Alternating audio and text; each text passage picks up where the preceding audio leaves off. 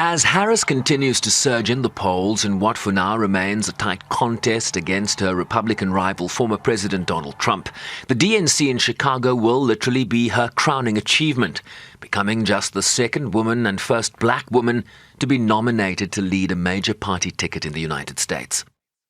This campaign is about a recognition that, frankly, over the last several years, there's been this kind of perversion that has taken place, I think, which is to suggest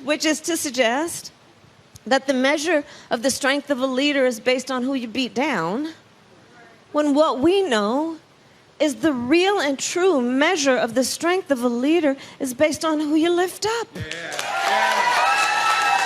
That's what we see as strength. We know what strength looks like. That's what strength looks like. Anybody who's about beating down other people is a coward. The convention will include a who's who of Democratic Party politics. On Monday, under the theme For the People, President Biden and First Lady Dr. Jill Biden will headline, along with former presidential nominee Hillary Clinton. A bold vision for America's future will be Tuesday's theme, with speeches by former President Barack Obama and Second Gentleman Doug Emhoff.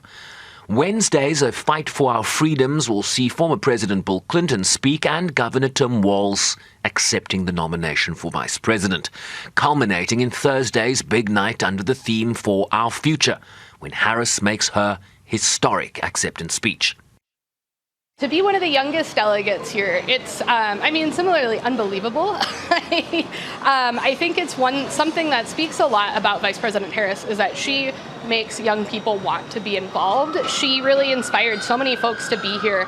And just being able to say that I am a young person here voting for her to be our president, it's such an honor. It's incredible. And, I am so lucky that I am one of very few people from Washington State and from my congressional district that was chosen to represent us, and it's not something that I take lightly. And while this will be Harris's convention, it will also be an opportunity for Democrats to tip their hats to the Bidens as they pass on the baton to a younger generation of leadership. Folks, I have an incredible partner. The progress we've made, she's going to make one hell of a president. I certainly love Joe. I think he's been a fantastic president. I believe that he has not gotten the full credit for the accomplishments he's done in office, but I also certainly understand the feeling that we now have with a new generation stepping forward. So with Vice President Harris and Tim Walz leading the ticket, I think it's really finally showing that the Democratic Party is truly committed to being the forward-looking party. As a young Democrat, that really matters to me.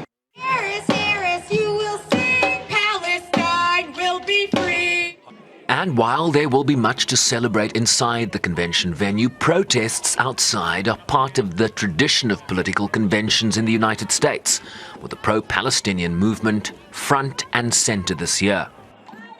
We see it as critical that in a moment when working people are being squeezed by skyrocketing costs of living, that money not go to bomb children in Gaza.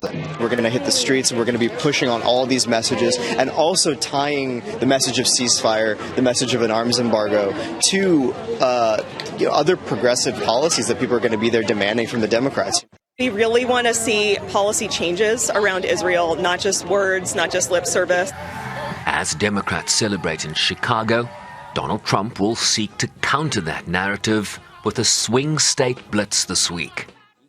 What the polls tell us ahead of the kickoff of the DNC this week is that Kamala Harris has enjoyed a momentous surge since President Biden stepped aside, with an additional bump expected after 4 days of primetime level focus on Democratic Party messaging this week.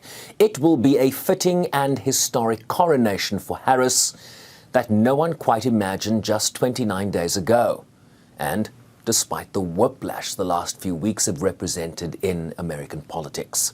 Sherman Briceby's SABC News, New York.